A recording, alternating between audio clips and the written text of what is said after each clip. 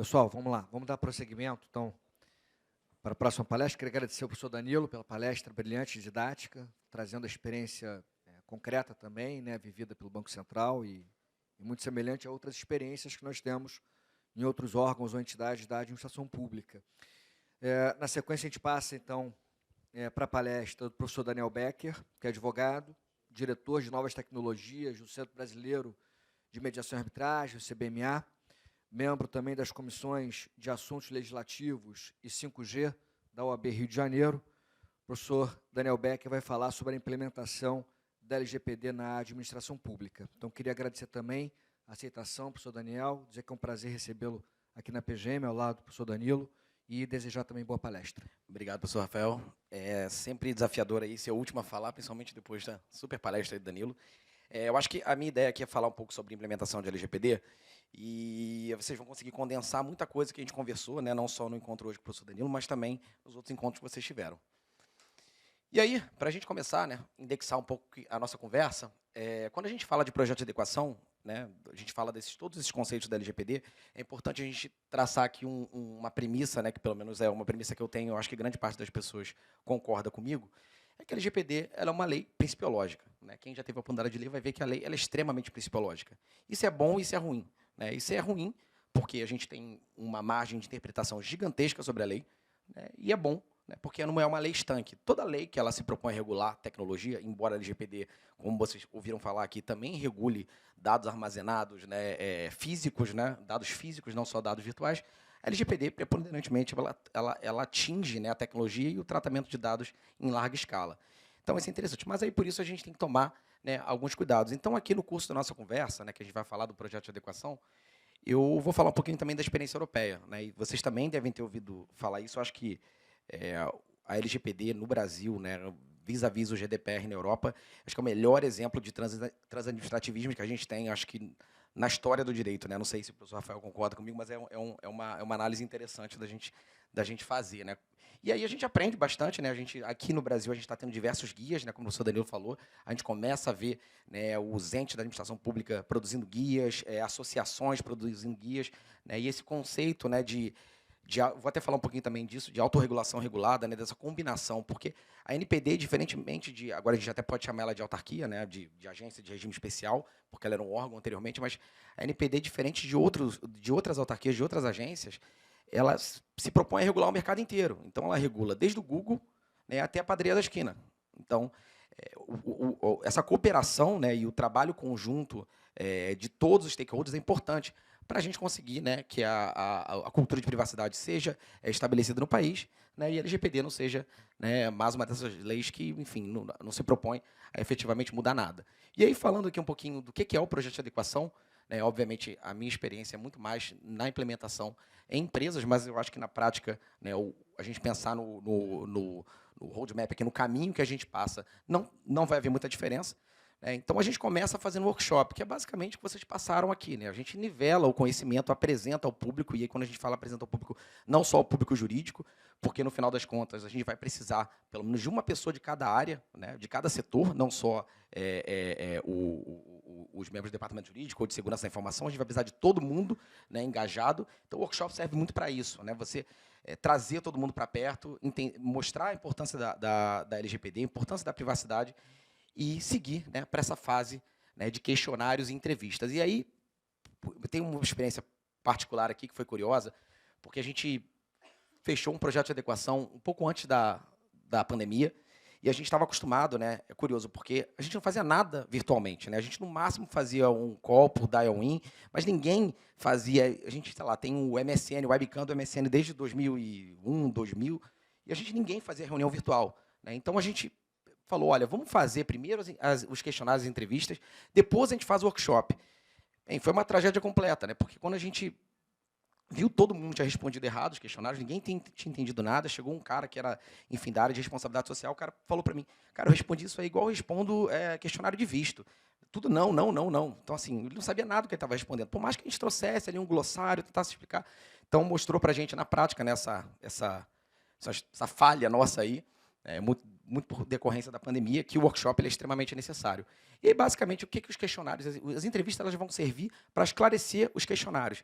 O que consiste esses questionários? Entender quais são as operações de tratamento que cada área realiza. Então, você tem a área de recursos humanos. Quais são as operações de tratamento que essa área realiza? Você faz seleção de currículo, você faz análise de bem-estar de colaboradores, você faz análise de diversidade dentro da companhia, ou dentro do órgão, do ente. Né? Então, aí você entendendo isso, você consegue, né, registrar com as suas operações de tratamento de dados. E aí eu também vou falar um pouquinho mais à frente sobre esse registro. E aí que resulta nesse mapeamento, e aí, a partir do mapeamento, é possível você elaborar as políticas. Né? Então, são as políticas externas. Então, quando você tem uma interação, né, com um titular externo à sua organização, e as políticas internas. Então, você vai falar, por exemplo, de política de retenção e descarte, né? Quanto tempo eu devo reter aqueles dados dentro da minha base. Você vai falar de política de resposta a incidente. Bem, a gente teve um incidente de segurança, como é que a gente vai reagir a ele? O que a gente deve fazer na medida que a gente tem, né, um incidente de segurança? E detalhe, importante falar isso, né? A gente fala muito de vazamento. Né? Vazamento é um termo emprestado aí dos incidentes ambientais, né? Mas o dado não vaza, a questão não é ele vazar. O incidente de segurança pode ser também o perdimento. Né? Você pode esquecer um pendrive no Uber e isso não deixa de ser um incidente de segurança. A questão é avaliar qual é o impacto desse incidente de segurança. Por isso que eu não gosto muito de usar o termo vazamento. Não só eu, né, mas outras pessoas também. E aí, passado isso, a gente passa a elaborar os documentos regulatórios. Né? Documentos regulatórios relativos a determinadas operações de tratamento de dados, que a gente também vai passar aqui rapidamente quais são as operações de tratamento de dados que requerem a redação desses documentos regulatórios.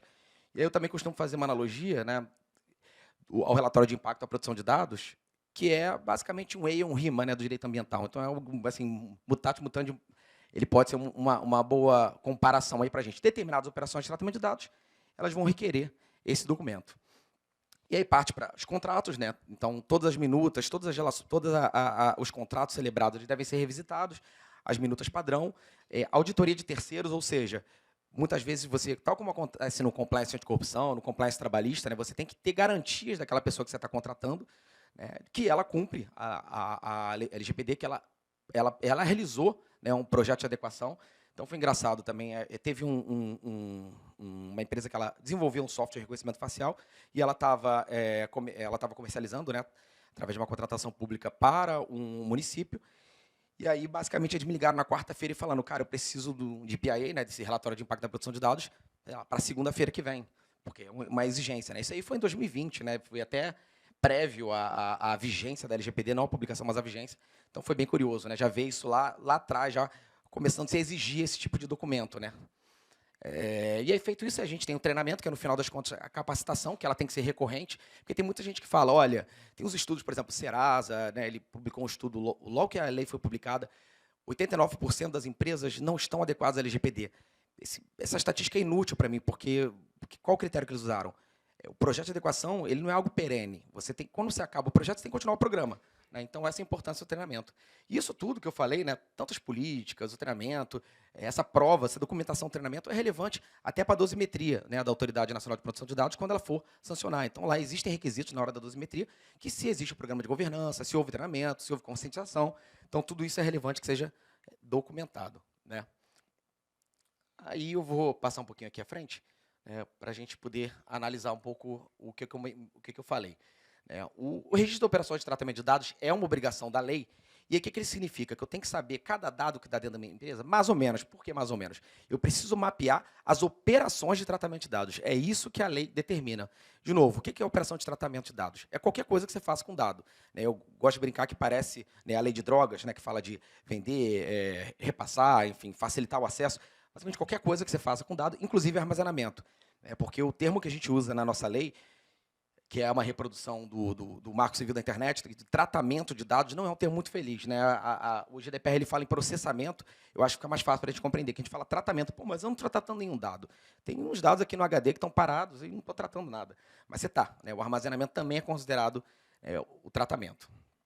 E aí, isso aqui é mais ou menos um exemplo de um registro de operações de tratamento de dados. Né? E para exemplificar aqui para vocês, para ficar claro, a gente vai inserir lá qual é a área, recursos humanos, departamento de pagamento, data da última atualização desse registro de operação. Qual é a operação? Recrutamento e seleção de colaboradores. E aí, como é que é essa atividade de tratamento? As vagas são anunciadas na plataforma, os dados são encaminhados e tal, para lá. Finalidade. possibilitar a seleção de colaboradores adequados ao perfil da empresa. Eu estou partindo da premissa aqui que vocês lembram, né, que vocês estudaram os princípios aqui em outros encontros, então não vou me dedicar muito tempo a isso, não. E aí, dados pessoais são coletados nessa operação de tratamento. Nome, contatos, dados curriculares, a experiência profissional. Dados sensíveis coletados? Não há. Né? Titulares de dados, quem são? São os candidatos. A origem dos dados é do próprio titular. Né? Aí, localização, armazenamento, fluxo de dados, enfim. E aí, você vai trazer os requisitos de segurança que você utiliza para proteger esses dados, análise jurídica, ou seja, a base legal. Né?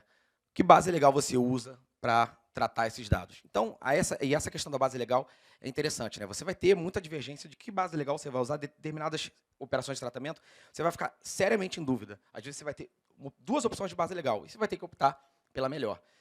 E aí, enquanto, né, nas relações amorosas, né, o consentimento ele é rei, eu costumo dizer que na LGPD ele é um mero plebeu. Né? O consentimento, ele, na verdade, ele vai ser, como o professor Danilo colocou aqui muito bem, ele vai ser 1% das operações de tratamento de dados de qualquer ente, né, seja privado ou público, porque ele traz um ônus muito grande. Né? Então, quando você puder escapar do consentimento, você escapa. E tem muita gente que costuma confundir, né, justamente pelo, de novo, problema de terminologia. Você fala de consentimento, né? Consentimento. Eu estou consentindo, eu estou anuindo. Só que o consentimento da LGPD não é o consentimento contratual. Vai falar assim, nossa, eu dei consentimento para o Uber. Consentimento para o Uber, ele deu meu endereço, minha localização para o Uber, dei meu consentimento. Você não deu consentimento. Porque o que dali é necessário para executar aquele contrato com o Uber, né, que é o contrato de transporte, ele precisa te localizar. Então, isso não é um exemplo de consentimento. Né? Você vai, por exemplo, baixa uma calculadora financeira no seu aplicativo, no seu celular, e ele pede, né, informação como, por exemplo, a sua data de aniversário. Aí você sim vai dar o consentimento, porque, enfim, não é necessário para a execução, né, daquele contrato que você firmou de download, enfim, dos termos e condições daquela plataforma. E aí eu acho que outro exemplo também para a gente matar esse ponto do consentimento é pensar, né, quando a gente vai fazer aquele cadastro, aqueles dados que têm o asterisco, né, teoricamente, são os dados necessários para a execução daquele contrato do cadastro. Os dados que não têm o asterisco, né, que são os dados complementares, esses dados você está dando seu consentimento, porque você está voluntariamente, né, livre, né, e inequivocamente, expressamente fornecendo, por exemplo, aquela plataforma. Então, é importante a gente ter isso em mente. E aí a gente vai fazer, né, gaps e recomendações caso haja, né, algum tipo de irregularidade naquela operação de tratamento. Que, com frequência, né, a gente entra, muitas vezes, para analisar as operações de tratamento, e a gente se surpreende, principalmente no início, né, da vigência da lei, o quão regulares as operações estão, ou quão pouco elas precisam ser ajustadas. Então, assim, eu não tenho nenhum histórico de nenhuma operação de tratamento que ela teve que ser interrompida, né, ou abandonada por conta da LGPD.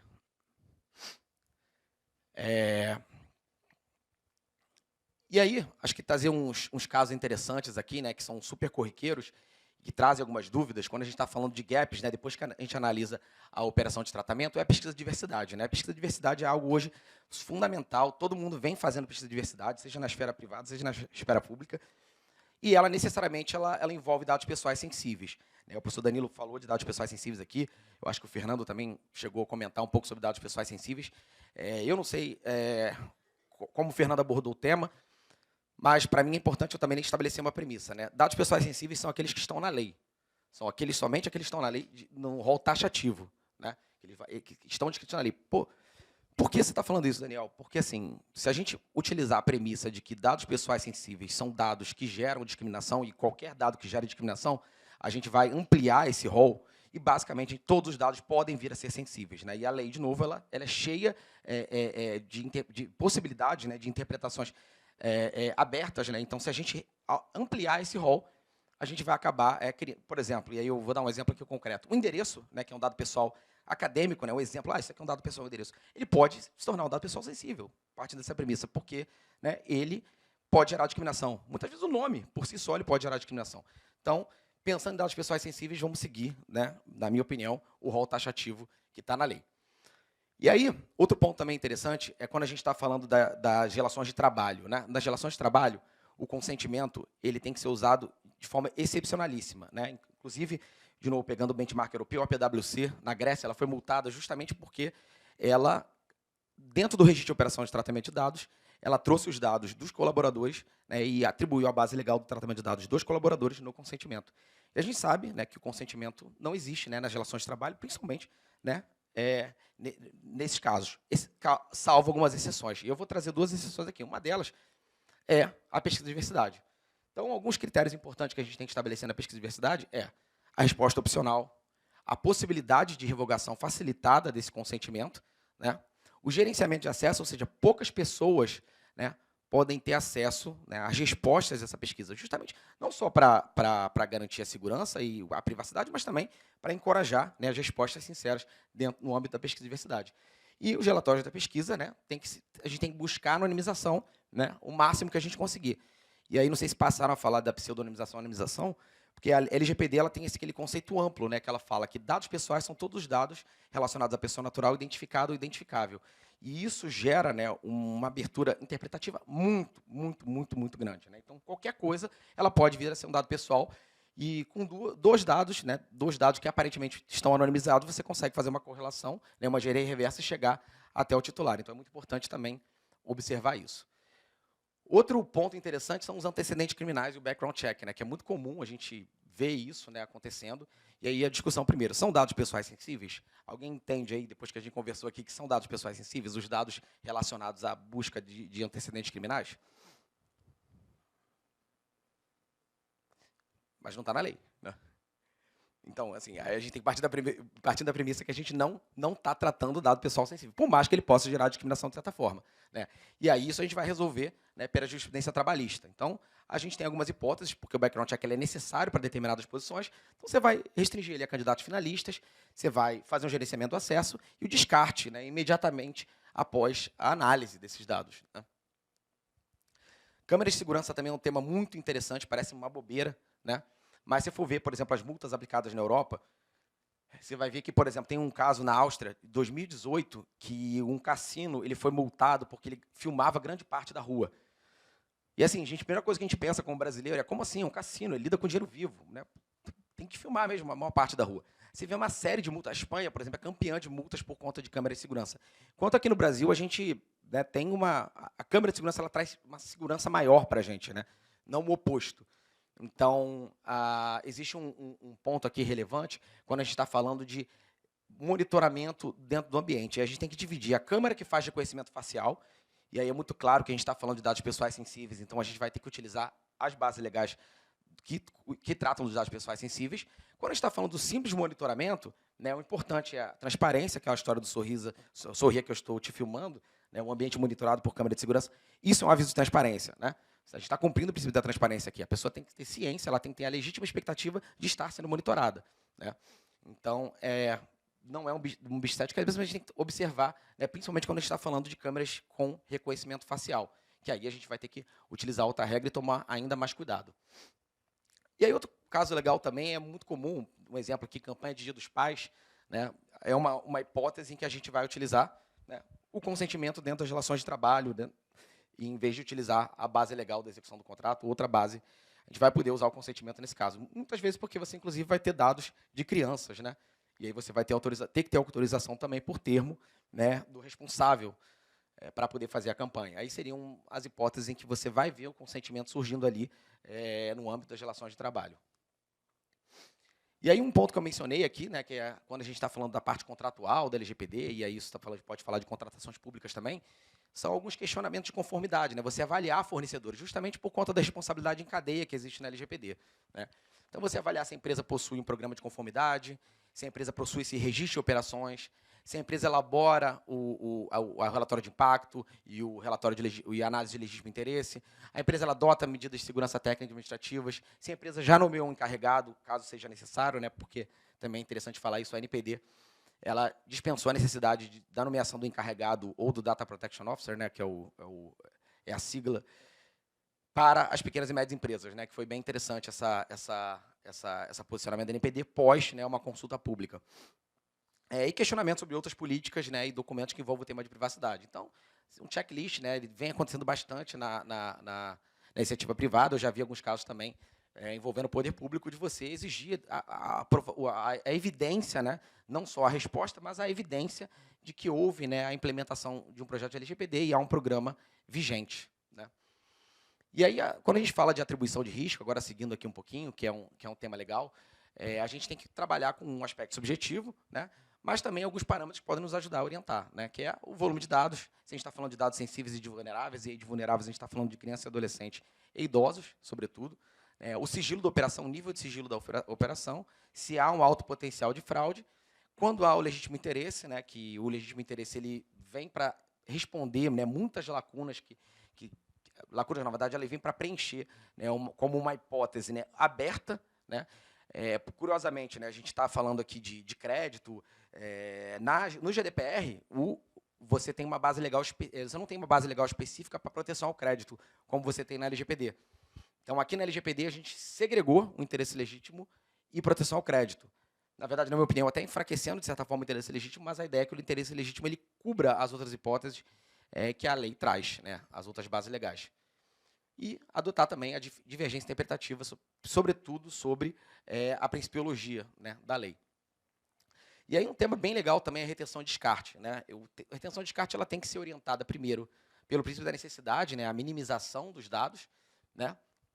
E como você vai inserir, como você vai calcular esse período para reter e para descartar, né? Então, você vai ter algumas hipóteses, você vai ter consentimento, você vai ter o legítimo interesse e demais bases legais.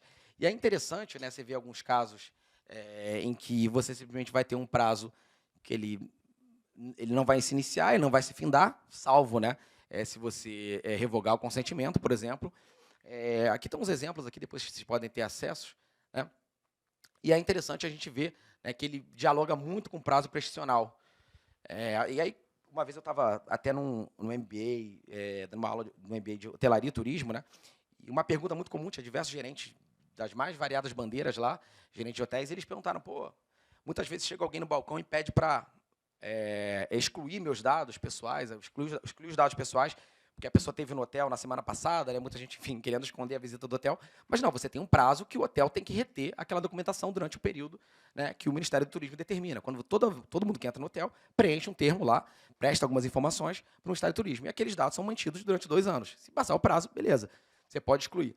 E aí, super comum, né, você fazer muitas vezes uma compra, né, e aí você, na verdade, um cidadão, né, fazer uma compra, e ele vai e exige lá a exclusão dos dados dele. Muitas vezes pensando que ele forneceu aqueles dados por força do consentimento. Na verdade, não. Ele forneceu aqueles dados por força de execução do contrato. E os dados vão ter que ser retidos, né, durante o prazo da prestação contratual. Né? Esse seria um entendimento mais conservador. E a mesma lógica se aplica para prestação trabalhista, para os dados trabalhistas, dados societários, que você tem um prazo indeterminado, você vai ter e aí diversas legislações muitas vezes até normas infralegais, né, que vão regular determinados prazos. Né? Então, é muito importante essa tabela de retenção de prazo, de retenção de documento, é muito relevante, uma série de multas, tanto no sentido de controladores, né, que excluíram ou retiveram dados, né, para além ou para menos que o prazo, né, estipulado pela lei. Então, é muito importante ter em mente essas tabelas. E aí, seguindo aqui para falar um pouco da elaboração desses documentos regulatórios, né, que eu mencionei, o primeiro deles, o DPIA, né, o Relatório de Impacto à Proteção de Dados, e depois a gente fala um pouquinho do teste legítimo interesse.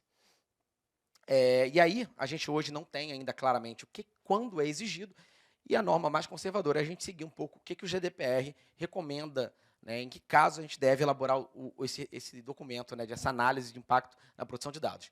Então, a gente vai avaliar, né, quando a gente está tendo uma análise abrangente de dados pessoais, né, quando há tratamento automatizado de dados, com, por exemplo, definição de perfis, né, o perfilamento, né, e que culminam em decisões que afetam juridicamente o indivíduo. Então, por exemplo, o score de crédito, a avaliação ali do perfil securitário, o perfil de compra do indivíduo.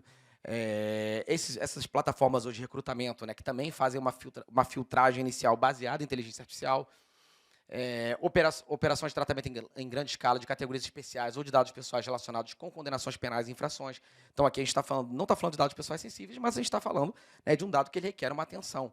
Né, e justamente a produção de um documento regulatório para resguardar essa operação de tratamento. Controle sistemático em ambientes públicos em grande escala, aí outros aspectos também, né? Isso aqui é do European Data Protection Board, ele traz algumas aqui que são sobrepostas. E aí a autoridade do Reino Unido também traz alguns critérios, né? Você vai ter combinação de conjuntos de dados de diferentes fontes, né, bem o que a gente havia falado, né, da correlação, tratamento de dados genéticos, tratamento de dados biométricos, traçar o perfil de crianças ou direcionar elas a serviços online ou de marketing, enfim. Então, é uma série de roles ali, uma série de hipóteses que a gente, recomendados pela Europa e autoridades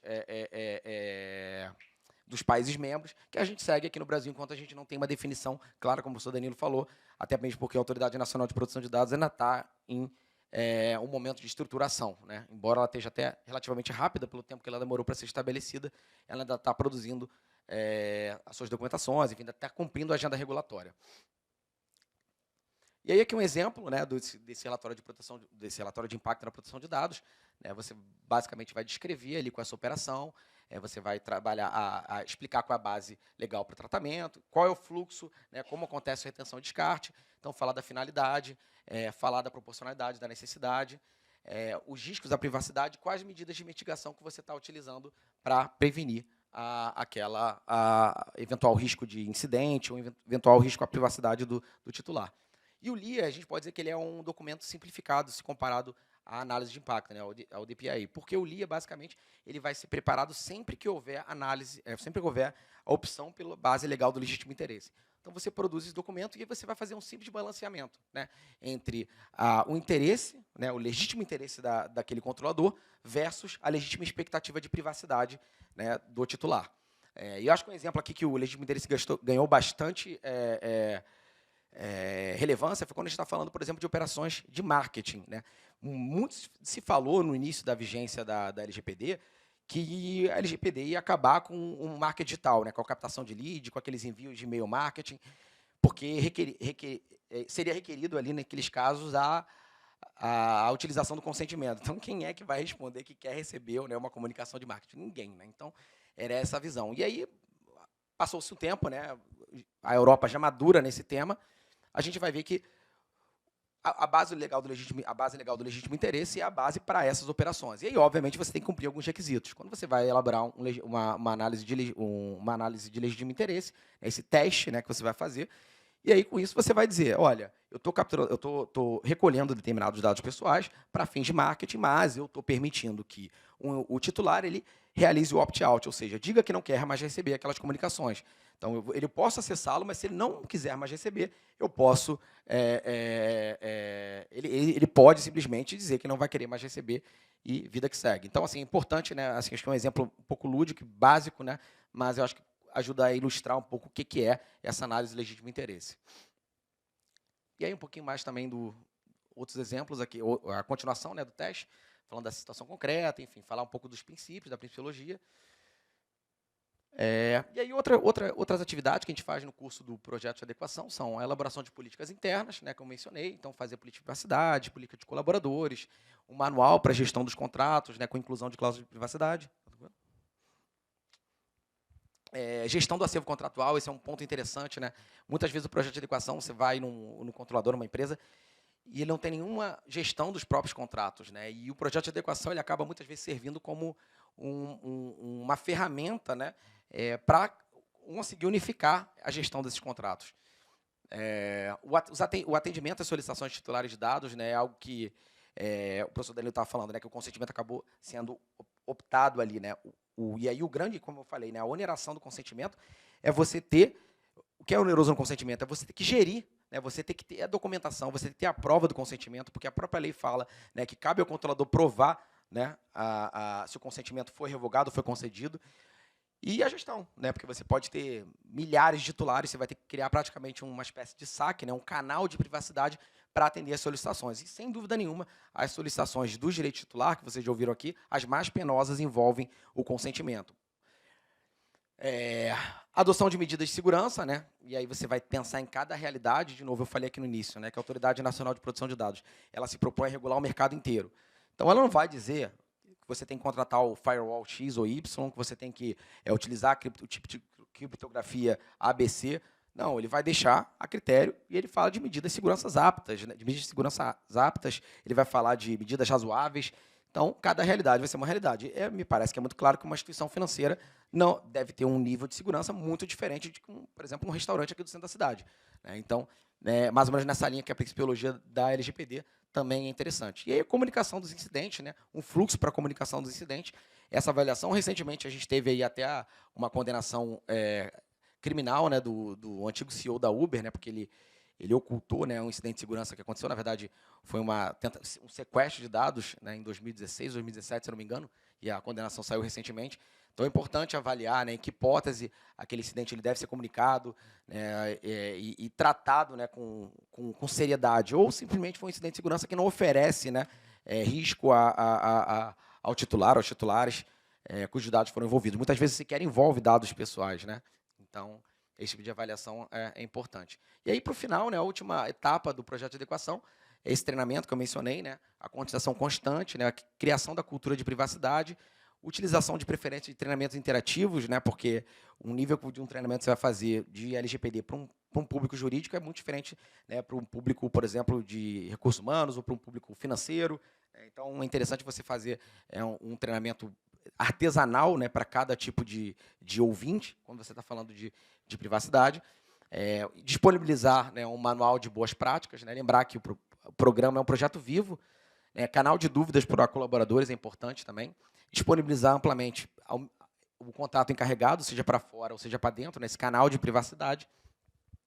O local dos documentos, é importante dizer que nem todos os documentos eles devem ficar amplamente disponibilizados para todos, né? Alguns documentos eles têm que ser restritos a quem está envolvido na atividade LGPD.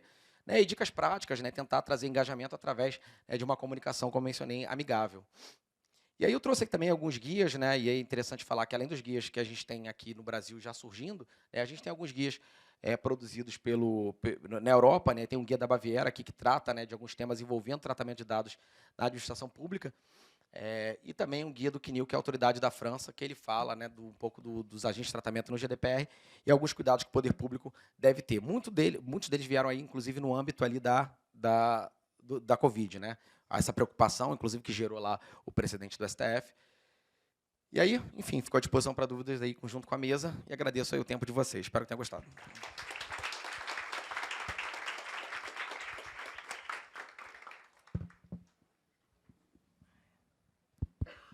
Obrigado, professor Daniel. Excelente palestra também. Experiências interessantes que podem se aplicar para a administração pública. Acho que isso mostra, não só a palestra do Daniel, como a do Danilo, como o município do Rio e os demais entes federados, a administração pública como um todo, tem esse desafio de se adequar à LGPD, não só as empresas privadas, mas também esse desafio para o setor público. Acho que tem muito para avançar aí, pelo que eu estou percebendo. Bom, enfim, a gente vai dar aqui a palavra final, despedida, para na semana que vem retomar o curso de LGPD no setor público. A gente ainda tem mais 2 encontros, e aí, terminando esses 2 encontros, finalizado o curso, a gente vai, então, fazer aquele recesso final de ano, que os residentes possuem também, e a gente retoma depois as atividades no ano que vem. Então, a gente tem mais 2 encontros, né, para fechar esse ano, e a gente vai fechar com chave de ouro, finalizando esse curso maravilhoso. Estou aprendendo bastante sobre LGPD. Muito obrigado a todos.